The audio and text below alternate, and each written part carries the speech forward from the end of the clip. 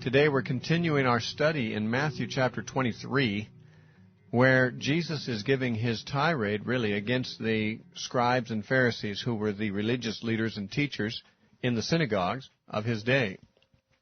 And he's already said some pretty unfriendly things about them. In the verses we've covered so far, he says that they are guilty of burdening people unnecessarily and leaving them burdened without assisting them. And he means, of course, they burden them spiritually with guilt and with legalism and rules and regulations, and then they don't do anything to make these people, relieved of these burdens, which can be done, of course. If you let people know of their guilt, they will be burdened. If you let them know how to be right with God, they can be unburdened. The Pharisees didn't worry about that. They just burdened people and never released them from those burdens.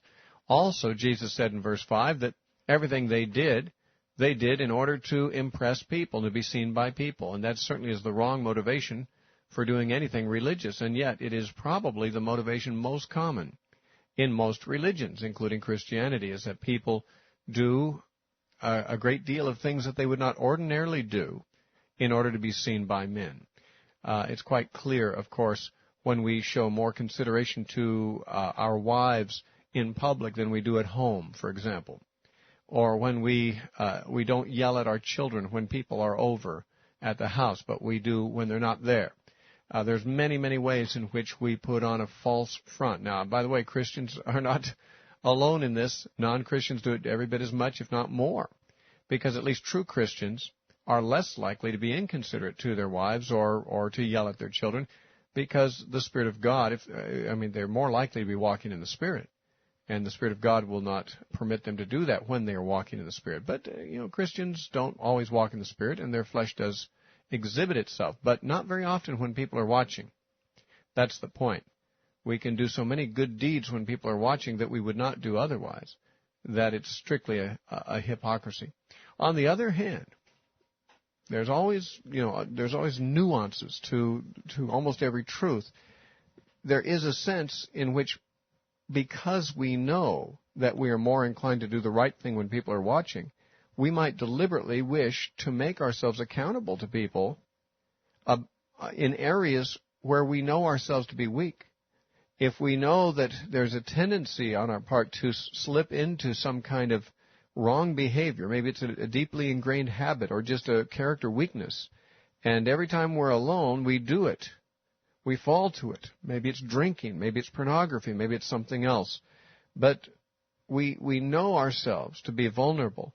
Well, in such a case, this dynamic of being inclined to do what's right more when people are looking can work to our advantage without it being hypocrisy.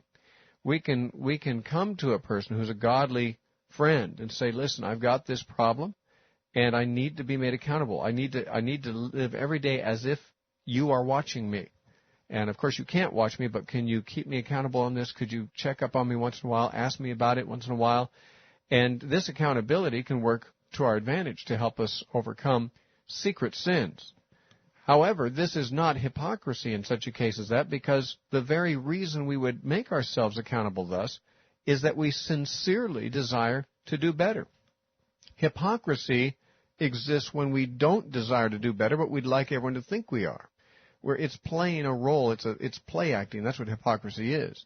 And therefore, a play actor is one who wants everyone to be convinced, at least for the time being, that he is the character he is playing, even though he is really somebody else. Now, that's not the same thing as saying, okay, I admit I've got problems. I admit I am weak. And I also know that I'm less likely to fall these problems if I'm accountable to somebody who's keeping an eye on me, keeping track of me. And so, as I say, that it's not the same thing as hypocrisy in the case like that. It's when you are concealing your true nature, your true depravity, and cloaking it with an outward garb of religiosity when you're around other people. That's when you are like the Pharisees, and that's what they did. Now, Jesus continues, and he doesn't get any lighter on them. If anything, he gets heavier on them. He says of the scribes and Pharisees in Matthew 23, beginning at verse 6, they love the best places at feasts, the best seats in the synagogues, greetings in the marketplaces and to be called by men Rabbi, Rabbi. In other words, they love the title Rabbi. Do you know what Rabbi means? In Aramaic, the actual meaning of the word Rabbi means my great one, although its actual meaning in usage has the meaning something like teacher. My great one is the literal meaning of the word rabbi. So can you imagine? Of course, I'm sure you can. Having some kind of a position in society where when people meet you on the street, they call you my great one, my great one. Now, of course, as I said, the word rabbi, although it etymologically means my great one, it really functioned in ordinary usage as almost a synonym for a teacher. But you see, a man can say, I'm a school teacher without it being a boast. It's just a description of what he does. At the same time, in some religious settings, the teachers are the ones who are the most respected, the masters, the rabbis.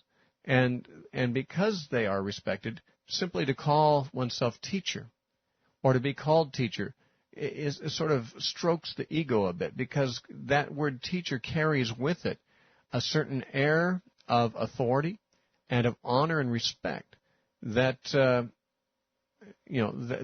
one appreciates people showing them. Now, the fact is, the Pharisees loved it when people called them Rabbi, Rabbi. They also loved other visible honors in society. They liked to have the best places at the feasts and the best seats in the synagogues. Now, apparently, the synagogues had, status seats. I guess sort of like the box seats or something at a sporting event or something like that. But the idea is the very best, most prestigious seats, they were there.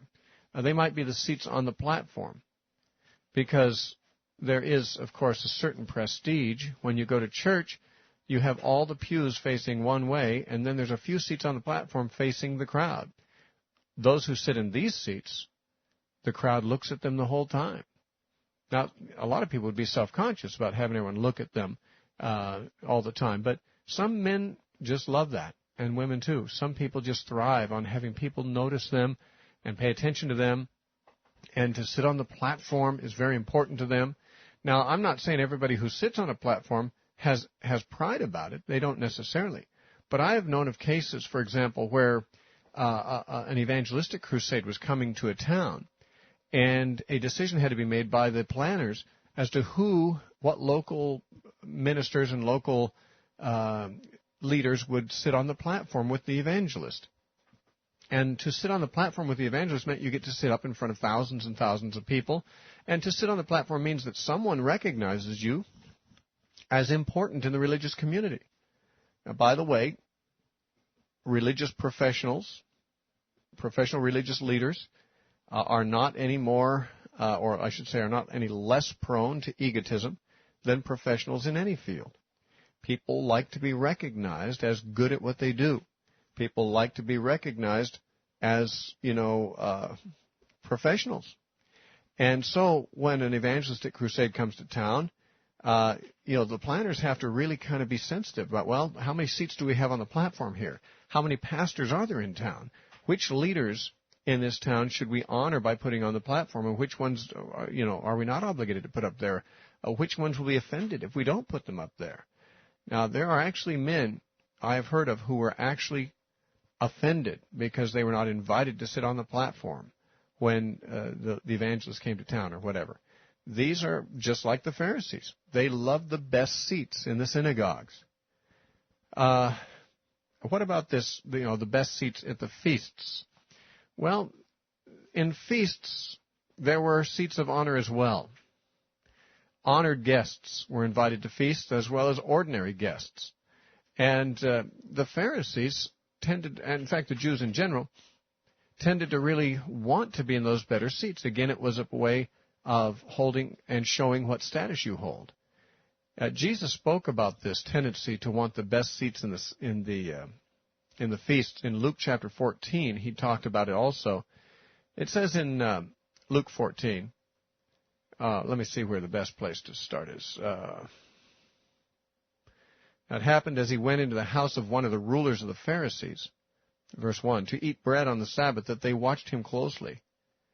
And then a little further down, got to go a little further down. He was at this feast.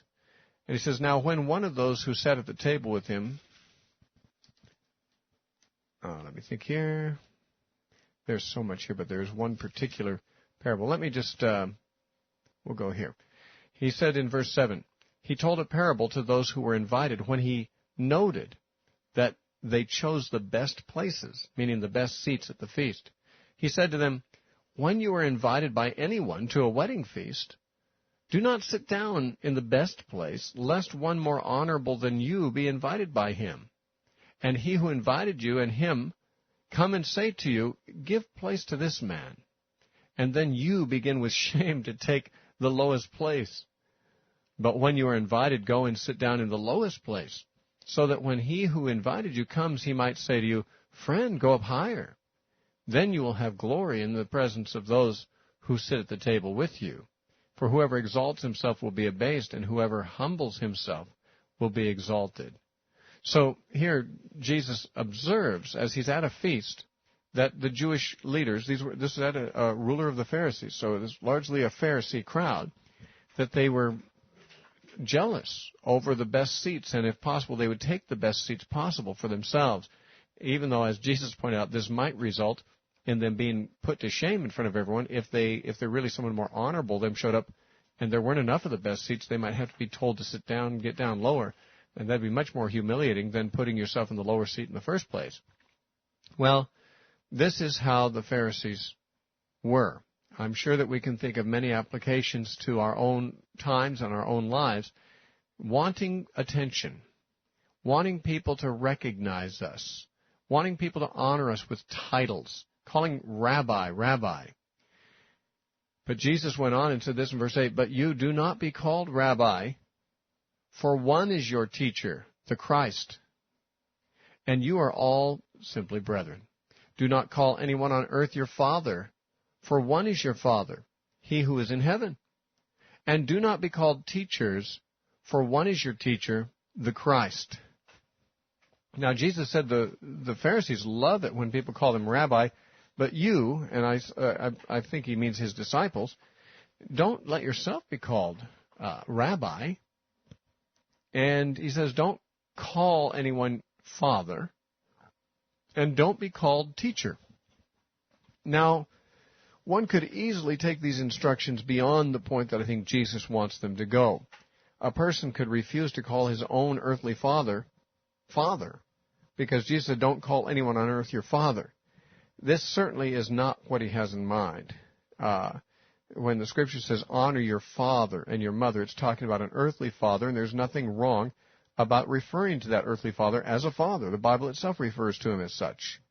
What Jesus is saying, of course, is you should not confer titles of religious superiority on people. When he says, call no one on earth your father, he doesn't mean your earthly father. Don't call your earthly father, Father. There's certainly nothing wrong with doing so. But what he means is, don't confer the name Father upon a religious leader as a term of reverence. Now, this is done. This was done in biblical times. The older rabbis were referred to as Father. And, of course, it happens in certain church circles, especially in the Roman Catholic Church. It's very common practice to refer to the priests as Father. And now that is the very thing Jesus said not to do. He did not mean that you cannot call your real father, Father, but he's talking about religious titles in this context. And he's saying, don't call anyone Father. Now, how it is that the priests of the Roman Catholic Church allow themselves to be called Father without objecting on the basis of this particular teaching of Christ is beyond me. But it is nonetheless a case of actual violation of what Jesus said to do. Now, I therefore do not think it's a sin to use the word Father with reference to a man. I don't think Jesus intended for us to take it that way. But he does not want us to be conferring religious honors and titles on each other. Why? He says because we're all brethren. When he said don't call anyone teacher because you have one teacher, the Christ, does this mean that for a man to actually be called teacher is a wrong thing? No, it's as I was saying earlier, that to call someone teacher in our society may not carry the same connotation of reverence as it did there. If someone says, what do you do? And you happen to be a school teacher and you say, well, I'm a teacher. There's nothing wrong with them saying, oh, okay. Or for little kids to speak to their teacher and say, teacher. That is not a sin. What he's referring to is the title teacher, like the title rabbi, as a term of reverence for somebody's spiritual status. It's even possible for someone to be a teacher in the church and not necessarily have that reverential connotation to it, because Paul said that God gave some apostles and some prophets and some evangelists and some pastors and teachers. It's possible to use the word teacher or father, either of these terms, not so much as terms of reverence or of special honor to persons in the church who hold superior positions over us, but rather it's possible to use them simply as descriptive of who they are. This man's my father, meaning my real father. He is. He fathered me. He's my biological father. And there's nothing wrong with saying so. Jesus is not speaking against that. Likewise, if someone teaches and someone says, what do you do? And you say, well, I'm a teacher. That is, and they say, oh, okay, teacher. That doesn't mean that there's a violation here. What Jesus is talking about is the common titles that people take on themselves or that people confer on others in order to show that they are a cut above the others, that the one who is addressed as Father is clearly the superior to the one who is calling him that. The one who says, teacher, teacher, or rabbi, rabbi, is someone who is, in many cases, certainly in that society, speaking of someone who is a superior spiritually to them, and noting that by appeal to a title. Now, let me just say this. In the kingdom of God, there certainly are those who are superior to others. Jesus said, he that teaches men to observe the law and who observes it himself will be called the greatest in the kingdom of heaven. And he that does not obey the law and teaches others not to do so will be called the least in the kingdom of heaven. There certainly are those who are greater and those who are less. There are some who are more mature and some who are less mature. It is not wrong for that to exist. Everyone's at a different point in their maturity and in their spirituality, and it simply is not wrong to acknowledge that somebody may be a stronger Christian, somebody may be an older Christian, somebody may be a wiser or more spiritual Christian than you. But the problem here, the context is that the Pharisees loved it when people called them by these titles, and no doubt were offended if people would not call them by the title of respect that they felt they deserved. It's not a matter of the words themselves. It is a matter of the spirit and the attitude conveyed in the words by those who take those titles upon themselves. And Jesus therefore tells us, don't call anyone father, and don't be called teacher, and don't let anyone call you rabbi, rabbi. It's not so much literally that it's wrong for my children to call me father. It's rather in the context that he's talking about, it is wrong for us to seek and to exult in religious titles of deference offered to us. That is what he's saying. I saw a tremendous violation of this teaching once from an evangelical teacher who was on the radio. He had a talk show, and he had several earned degrees. If I'm not mistaken, I think he had 7 or 8 earned college degrees, mostly, of course, graduate degrees. And he's quite a respected scholar. Obviously, some of his degrees were PhDs.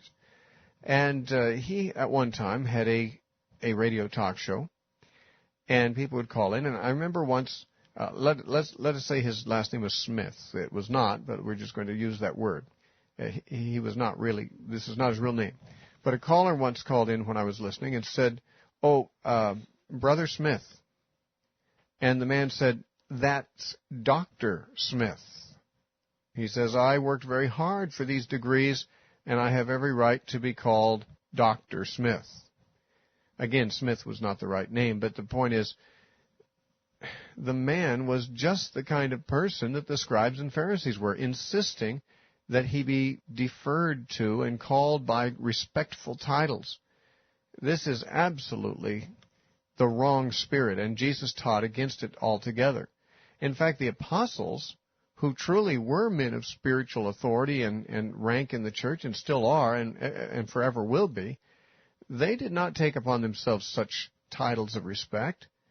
They could have called themselves by, higher titles than they did, but when they wrote their epistles, what did they call themselves? They referred to themselves as servants of the Lord Jesus Christ. Sometimes Paul especially would refer to him as an apostle, but he'd also refer to himself as a servant of the Lord Jesus Christ. He did not wish that his title as apostle be taken as something that was an ego boost to him. Now, I've known people today who would like to be called apostles, and they do call themselves apostles. I don't know I can't judge what's in their heart when they do that. I mean, if a man really were an apostle, as Paul, for example, was, there's nothing intrinsically wrong with him mentioning that fact, especially if his apostolic authority is so essential to his message that, people need to know that he's not just an ordinary guy, he's an apostle of Christ giving these instructions. I can see times when there'd be a need for Paul or others to mention their apostleship, but there's many people I've run into who call themselves apostles, and there doesn't seem to be any reason in the world for them to appeal to this or use this title. As a matter of fact, there doesn't seem to be any reason for me to believe they are apostles in most cases. But the whole idea is there is this danger of egotism, even in the heart of the believer. Religion, as well as certain other vocations, can really cater to the pride in man. And those who will become religious leaders in the church, need to be very careful of this tendency. And it is very easy to do. When people comment about how much good you're doing them and how much they respect you and what a great sermon that was and how intelligent they perceive you to be and all of that kind of stuff, it's very hard in many cases to fight off that tendency to congratulate yourself and flatter yourself and to even sort of exult in titles and statements of deference and respect from people. This we need to be aware of because God is watching, and God is not impressed with us. He's impressed with himself, and we need to make sure that we don't become impressed with ourselves or encourage others to be overly so.